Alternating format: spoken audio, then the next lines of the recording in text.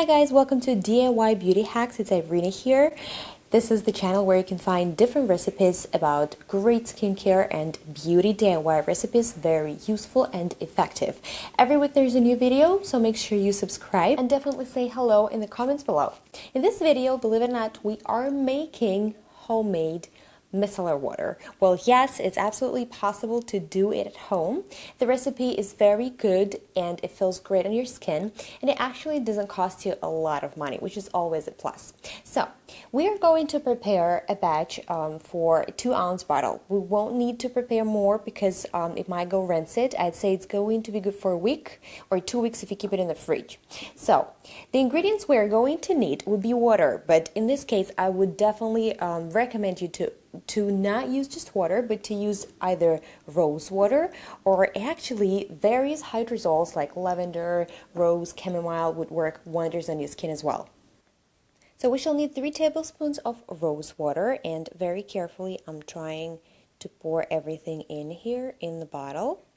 We're done. The next ingredient that we definitely need would be a humectant. Well, the best humectant in this case would be vegetable glycerin.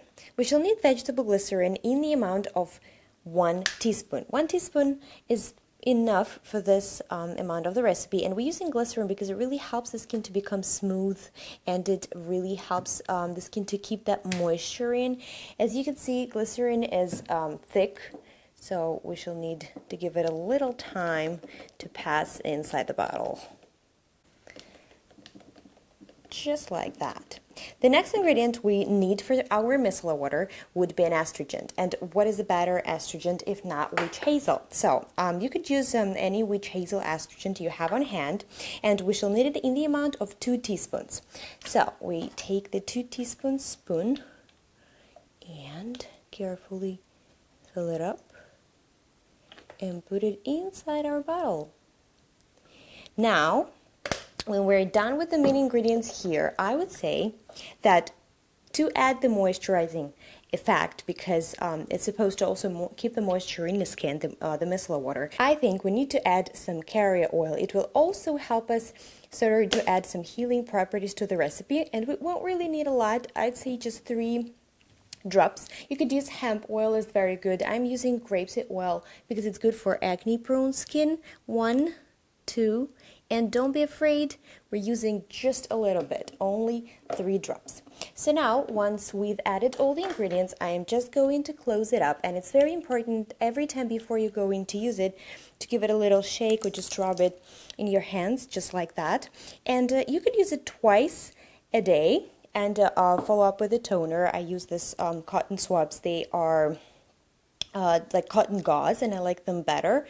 Definitely, I don't take all 5 of them. I will take only 1 because it's very thin and absorbs lots of product, so I don't really have to. Just give it a second. See, this is going to be your micellar water. It smells amazingly because I'm using rose water as the base, so it definitely has tons of different great properties. Don't forget actually to watch my video about the difference between micellar water and the toner, and actually the tips on how you could use micellar water at home.